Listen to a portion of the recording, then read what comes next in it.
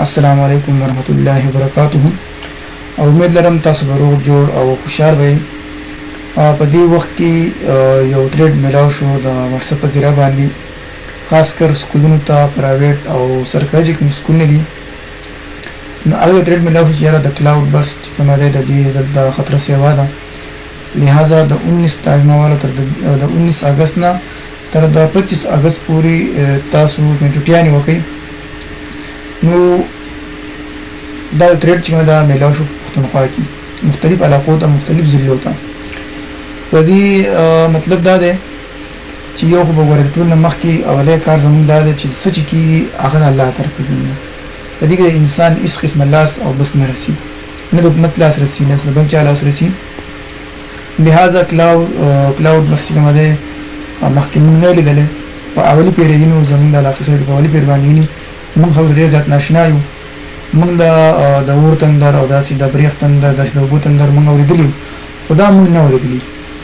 لہذا موږ ته پکار دي داسې به موږ په خپل ذهن باندې بالکل نه بوج کوو، ځکه که دا څیز زموږ په ذهنونو باندې راغی نو موږ به ډېر خلک ذهني بیماران شو. تاسو په خونه کې لیدو چې ډېر خلک چې کوم دی هغه د ذهني بیمارۍ نه هم خراب شوي وو. لہذا چې څه کېږي دا هغه بیا الله طرف نه کېږي. موږ به هېڅ قسمه ټینشن نه اخلو، موږ به هېڅ قسمه پریشاني کېږو نه، بلکې د الله د عذاب نه به یېره کوو خامخا.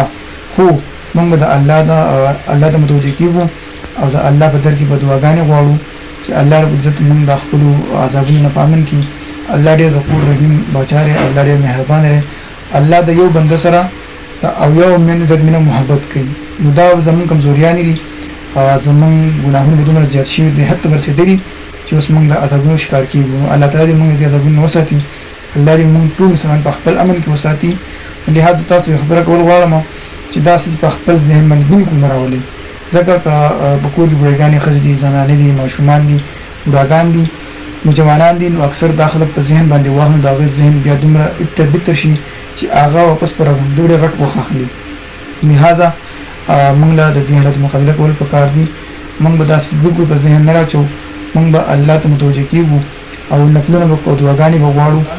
نو لہذا دا څه چې دي الله طرفه د انسان د بس هېڅ هم نشته. موږ به بالکل نه خفه کېږو، موږ ډوډۍ نه خورو او تاسو هم نه خورئ. په خپل ذهن بوج مه جوړوئ، ذکر اذکار شروع کړئ، استغفار شروع کړئ او الله ته په ژړا شئ. انشاءالله العزیز الله رښتینی رحم کرم وکړي. وما علینا الا البلاغ.